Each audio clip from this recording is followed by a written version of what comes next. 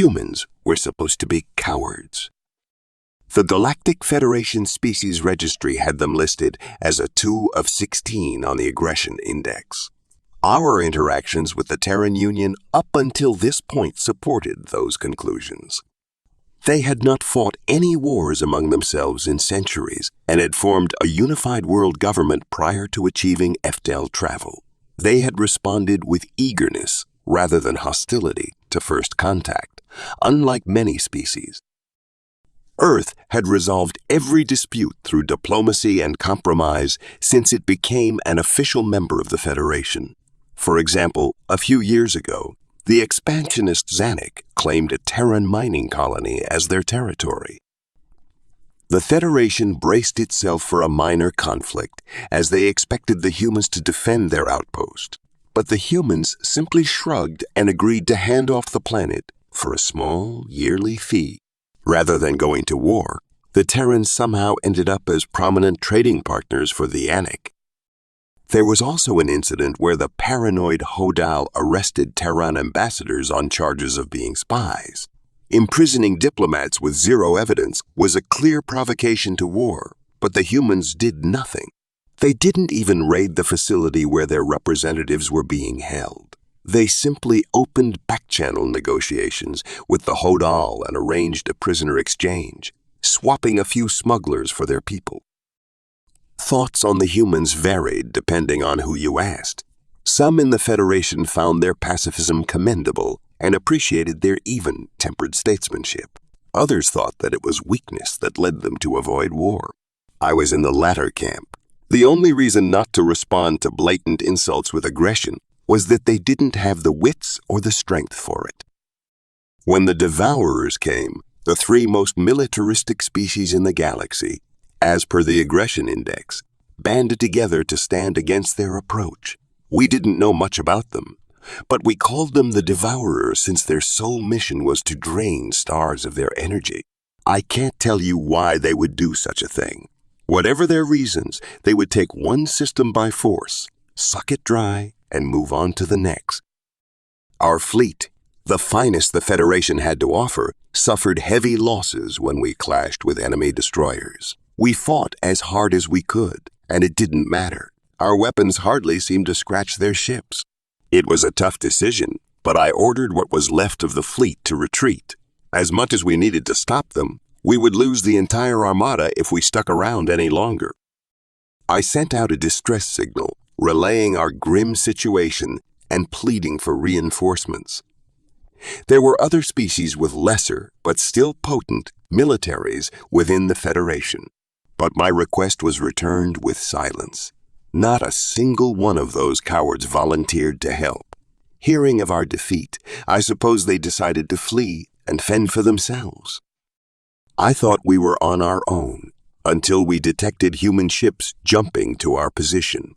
How ironic the only ones who came to our aid were the galactic pushovers.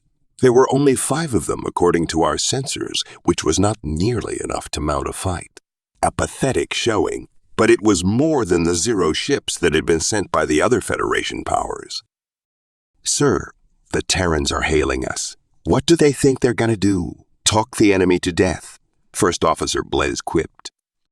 I heard a few snickers from my crew, but quickly shushed them. We need all the help we can get, on screen. A dark-haired human blinked onto the view screen. Federation vessel, this is Commander Mikhail Rykov of the Terran Union. We are here to assist in any way possible. I bowed my head graciously. Thank you for coming, Commander Rykov. I am General Kylon. Please join our formation and help cover our retreat. Retreat? The human commander blinked a few times, looking confused. Our intentions are to engage and terminate the enemy.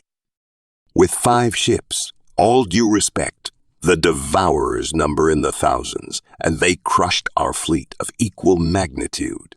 I wouldn't expect a peaceful species like yours to understand warfare, but it's in your interest to follow our lead, I said. Commander Rykov seemed even more confused. You think humans are a peaceful species? What the hell? Why would you think that? Well, you never fight with anyone. You resolve everything with talk. Humans are the lowest-rated species on the aggression index, I replied. I see. The Federation has misjudged us there. Do you know why we avoid war, General?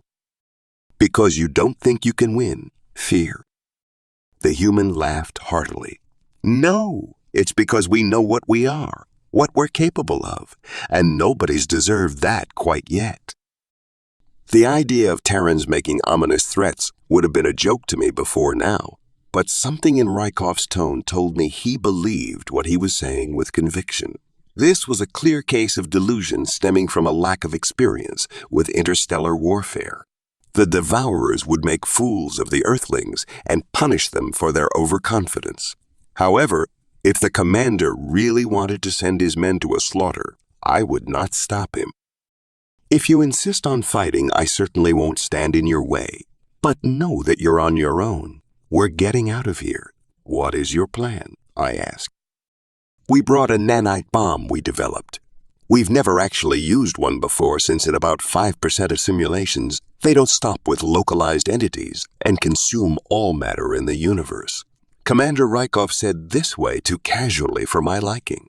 But we programmed them to self-destruct after a few seconds, which will probably work. Ensign Carter, fire at the enemy in 5 seconds. My eyes widened in alarm. Wait, hold up. You just said it could destroy everything. The Terran flagship fired a missile before I could get in another word to stop them. At first, I thought that they had missed their mark. The projectile sailed through the Devourer fleet, not connecting with a single ship. Then, it detonated at the rear of the formation, and all hell broke loose. Space itself seemed to shudder as an explosion tore through anything in its vicinity. The force was so powerful that our sensors could only provide an error message as measurement. At least a third of the Devourer fleet was instantly vaporized, as an improbable amount of energy and heat turned them to metal soup. There was no way any occupants of those ships lived through that. The enemy vessels further out from ground zero survived the initial blast, though many of them sustained heavy damage. But an invisible force seemed to be slowly dissecting each of them. I could only watch in disbelief as the mighty cruisers disintegrated bit by bit.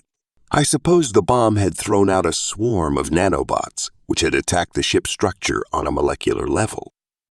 The Devourers hardly knew what hit them. By the time they thought to return fire, there was nothing left to return fire with. Their arsenal evaporated in a matter of seconds, and undoubtedly, their personnel suffered the same fate. Where there had once been an unstoppable army, now only stood empty space. The humans had unleashed a wave of destruction that was unrivaled by anything I had ever seen in my military career, with just a single missile. Horror shot through my veins at the thought that they might one day turn their monstrous weapons on the Federation. There was no way to defend oneself against such diabolical creations. The aggression index needed an update. The kind of species that would invent weapons like that was No. 2. Glancing around at my crew, I saw stunned and aghast reactions that mirrored my own. If they ever became hostile, the humans represented a threat of the highest level. They could more than likely wipe out the entire galaxy without breaking a sweat. Now that's taken care of. You should have just invited us to the party to start with, Commander Rykov grinned. Tell you what, General, next time we meet, you owe us a beer. I frowned. The humans could ask for much more than a drink if they wanted to. Yeah, I think we can do that. Commander Rykov terminated the call, and I watched as the Terran ships warped back into hyperspace. I was still trying to wrap my mind around the whole thing, and I wondered how I was going to put this into words for the combat report. The Federation had no idea who the Terrans truly were, but I was going to make sure they did. And as I played the events of the day over in my mind, it clicked. I finally understood why such a powerful species would not show its hand. The humans avoid war because it would be too easy for them to win. The Federation Senate was expecting the worst when the messenger arrived. As per galactic customs, the fastest ship was sent ahead of the fleet to provide a first-hand account of the battle to the ambassadors. The terrified look on the young Jatari ensign's face as he entered the Senate chamber seemed to confirm everyone's fears. I remembered the transmission we had received just a few hours ago, detailing the grim predicament of those who had confronted the Devourers. The numbers of confirmed losses had already been hefty, and without any Federation members sending in backup, we could be looking at as much as a 90 casualty rate. As speaker, I had tried to persuade the mid-tier aggression species to offer assistance, but they all flatly refused. If I had the power to force them to go, I would have. We all knew about the trail of destruction the Devourers left in their wake, but we had no choice but to stop them. They would push us to the brink of extinction if we allowed them to plow through our galaxy. There were a few odd points to the messenger's behavior, however. As he walked up to the podium, he locked eyes with Terran Ambassador Nikki Johnson and swallowed nervously. I noticed that his hands were shaking. The Jatari were a proud, honor-driven race who had seen the horrors of war time and time again. Never before had I seen one return home looking like they'd seen a ghost. And why would his fixation be on the peaceful humans of all races? Oh, hello, yes, Senators. I'm Ensign Tillis. The Herald's gaze had not left Ambassador Johnson. The Devourers have been defeated. Not a single one of their ships survived. Surprised, murmurs spread through the assemblage. I was puzzled as well. The earlier correspondence had painted a hopeless picture for our men. If there had really been such a drastic turn of events, we needed to know how it had happened. Whatever tactics the fleet had employed could be passed on to other commanders for future encounters. A quick glance across the room revealed most of the representatives in a state of confusion, but the Terran ambassador was smirking, a predatory glint in her eyes. There was something about her expression that unsettled me deep in my subconscious. I leapt to my hooves, keen on restoring order. Silence. How is this possible? Please explain. Well, Madam Speaker, it was the humans. They only sent a few ships to our aid, but they built something awful. The ensign's voice had dropped to hardly more than a whisper. It was like they harnessed a supernova. Never in my life have I seen such destruction. Utter chaos erupted as shocked exclamations rose to a crescendo, and all heads turned toward Ambassador Johnson. I wasn't sure I believed this account of the battle. The humans possessing some terrible weapon capable of destroying the Devourers. It was common knowledge that they avoided war at all costs. Sanic Ambassador Kazil laughed and raised a talon to speak. Respectfully, the humans are not a fighting species. Savvy, cunning, greedy. They are all these things, but if they had weapons that could wipe out the Devourers, they'd be more than talkers and diplomats. They'd rule the galaxy by now. The Azanic were in the upper echelons of aggressive species, but also were humanity's primary trading partner. The Terran Union had won them over with their willingness to sell anything, for a price, and despite differing philosophies on violence, the two powers had become close allies. You're wrong. I saw it with my own eyes, Ensign Tellus replied. The truth of humanity is that they are killers. They are dangerous. The General thinks we should seek their friendship, but I'm not sure I agree. I don't trust them. I turned my gaze to Ambassador Johnson. We should let the Terran representative answer. What do you have to say? Is this true?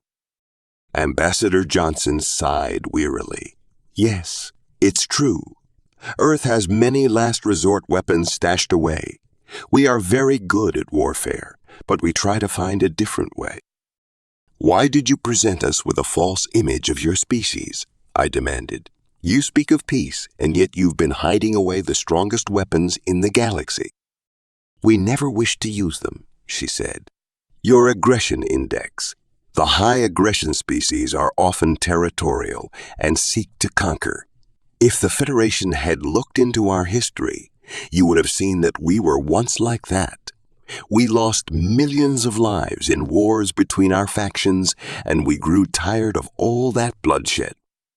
Humanity has tried to be better. Our destructive, impulsive nature is still there. We just buried it deep. You see, we are the only aggressive species to have a strong sense of empathy as well. We grapple with that duality constantly. We control ourselves with rules, and for the most part, we choose good. But we know the depths of depravity that exist. We knew that one day, someone truly evil would come along, and we would have to be worse. I digested her words, my mind still reeling. A war with one's own species that had millions of casualties. Even the worst conflicts in the Jatari's early history numbered around 200,000 dead, and they were a 15 of 16 on the aggression scale. The bloodiest war we had previously known of didn't hold a candle to the humans' past. A species with that much of a propensity for violence should have killed itself off. There was no way they should be able to form a functioning society, let alone to think that they were acting as the galactic peacemakers. It was hard to reconcile my experiences with civilized, smooth-tongued human diplomats with the vile history ambassador Johnson had described. No matter how much the humans claimed to be able to control their savagery, we could not trust them. A species with such a drive to violence could easily stab you in the back in a moment of anger and think nothing of it. Honestly, if I wasn't afraid of retaliation, I would have raised a motion to oust the Terran Union from the Federation then and there. But even if it was playing with fire, it was probably better to have them on our side than to have them turn their artillery on us. We would have to monitor them much more closely, though. I forced a neutral expression. You did save us from an enemy we could not beat on our own. We owe you a great debt. It will take some time for the Federation to fully consider what you have just told us, but we thank you for ending the war. Ambassador Johnson's eyes hardened. The war is not over, Speaker. We defeated one fleet, but the Devourers will send more if they are not eliminated. And they only would come back stronger. Humanity does not expect your blessing, but we do ask for your forgiveness for what we are about to do. What? What are you about to do? I asked cautiously. We're going to strike their home world with antimatter bombs. No survivors. It is a permanent solution. It may not be pretty, but we don't see any other options to put an end to the terror they subject the rest of the cluster to, she replied.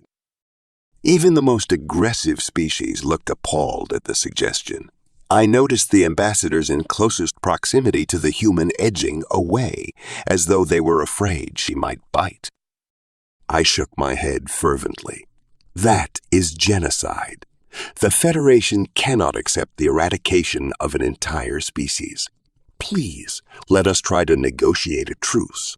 We must exhaust peaceful avenues before even considering an attack like this.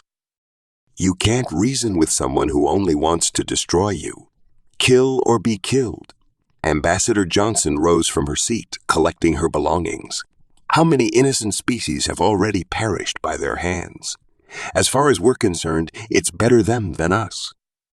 The Terran representative exited the building, waving farewell to Ambassador Kazil as she departed. I could not fathom how any sentient could be so calm and detached at the prospect of glassing a planet, even one of a parasitic race like the Devourers.